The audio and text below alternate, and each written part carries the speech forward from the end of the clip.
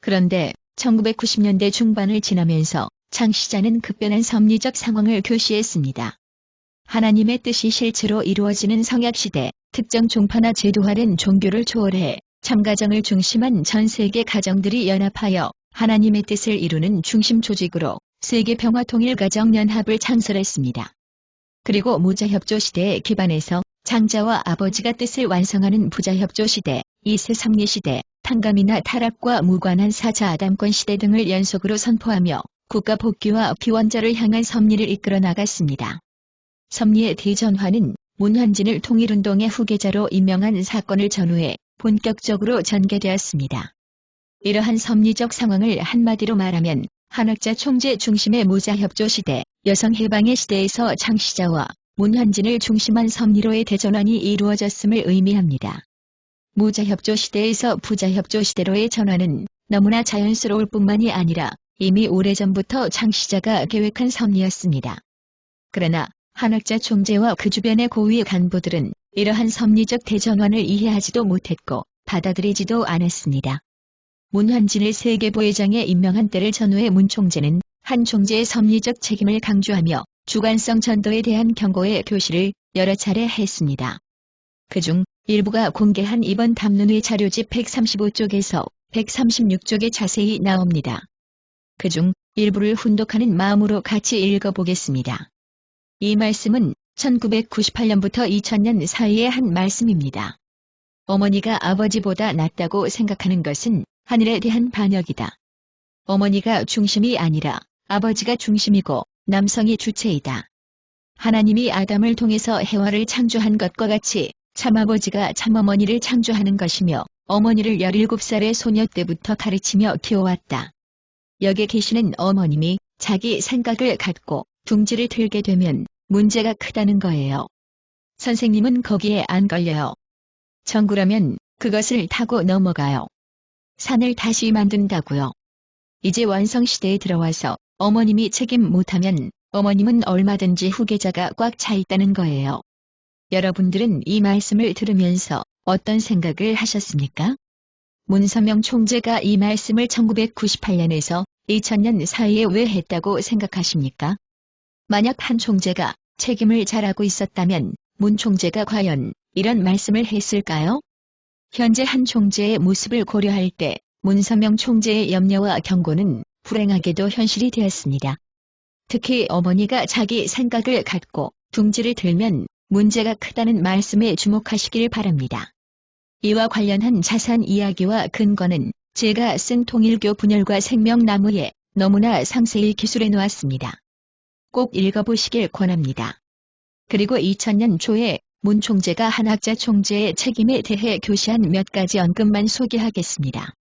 성진이 어머니가 책임했으면 이 어머니는 없는 것이다. 어머니와 훈모가 잘못하면 아버지를 부정하는 이단자가 생겨난다. 독생자는 원죄 없는 핏줄이고 독생녀는 타락한 핏줄이다. 부자협조 시대의 어머니는 섭리에 관여해서는 안 된다. 아버지의 계대는 맏아들이 상속받는다. 좀 전에도 말씀드렸습니다만 만약 한학자 총재가 참어머니 사명을 다했다면 이러한 말씀에 우리가 관심을 갖지 않습니다. 그리고 이러한 말씀은 현재 한학자 총재의 독자적 정체성인 독생여론이 문 총재의 가르침과 무관하다는 증거이기도 합니다.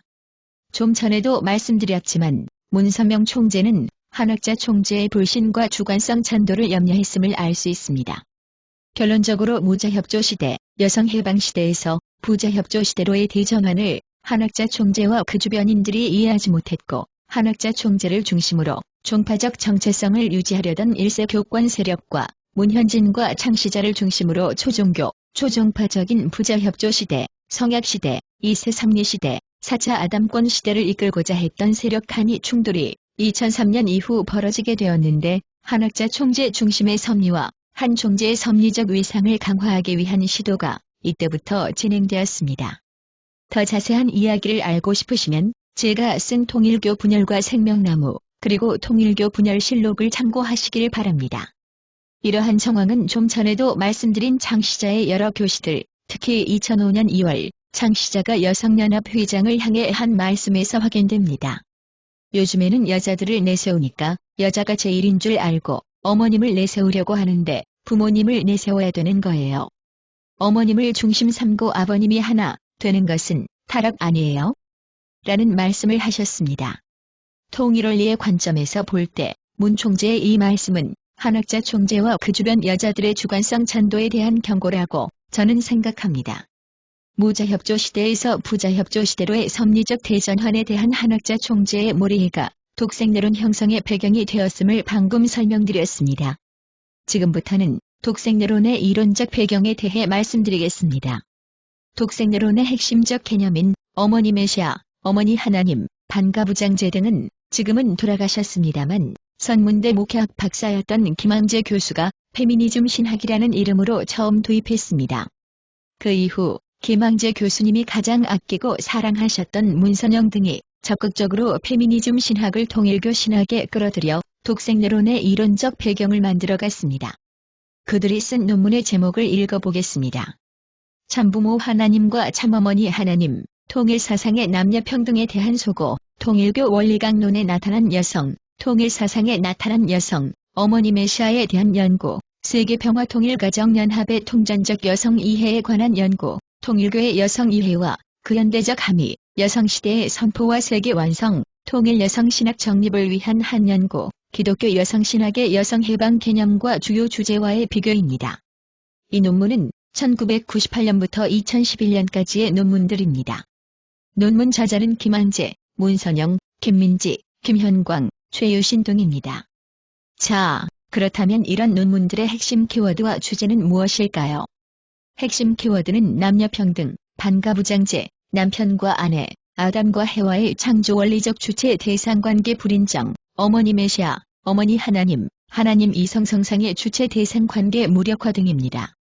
결론적으로 이 논문 저자들은 페미니즘 신학의 문제를 통일원리로 비판한 것이 아니라 한학자 총재가 창시자와 동등한 권한과 가치가 있음을 논증하기 위해 통일원리를 왜곡하면서까지 페미니즘 신학을 끌어들였던 것입니다.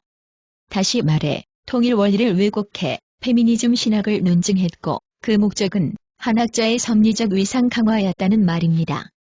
이 논문들의 핵심 주제와 논리는 정확하게 독생내론과 일치한다는 점을 기억해 주시길 바랍니다. 지금까지 독생내론 형성에 영향을 준 한학자 총재의 섭리 인식의 부재와 통일 원리를 왜곡한 선문대 페미니즘 신학자들에 대해 알아보았습니다. 독생내론에 영향을 준 세 번째 요소는 바로 오태경과 문형진이 2010년경부터 본격적으로 시작한 참부모 신격화와 한학자 신격화입니다. 오태경과 문형진은 한학자를 완성한 해와 하나님 부인, 하나님의 실체로 주장하며 한학자를 신격화했습니다. 오태경은 현재 창시자의 혈통적 정체성을 부정하는 독생여론을 지지하는 핵심 인물들 중 한 명입니다. 한학자 총재 신격화에 앞장선 장본인이 문형진이라는 점에 대해 놀라는 분이 있을지도 모르겠습니다. 왜냐하면 문형진은 한학자 총재를 현재 바빌론의 음녀, 레즈비언, 타락한 해와로 저주하고 있기 때문입니다. 문형진을 중심으로 2012년 1월에 참어머님 생애 노정이라는 책을 발간합니다. 이 책은 한학자 총재의 섭리적 위상을 문 총재와 동일한 수준을 넘어서 증거하고 있는데 현재 독생내론의 핵심 주제를 모두 포함하고 있습니다. 특히 이 책 부록에 김항제와 문선영의 4편의 논문이 수록되어 있는데 어머니 하나님, 어머니 메시아를 주장하며 통일 원리를 왜곡해 가부장제를 비판하는 완전한 페미니즘 신학 논문이라 할 수 있습니다. 여러분들은 한학자 총재를 신격화하고 통일 원리를 왜곡해 주관성 전도를 부추김으로써 한학자 총재를 타락하도록 만든 오태경, 문형진, 김항제, 문선영의 이름을 기억하시길 바랍니다.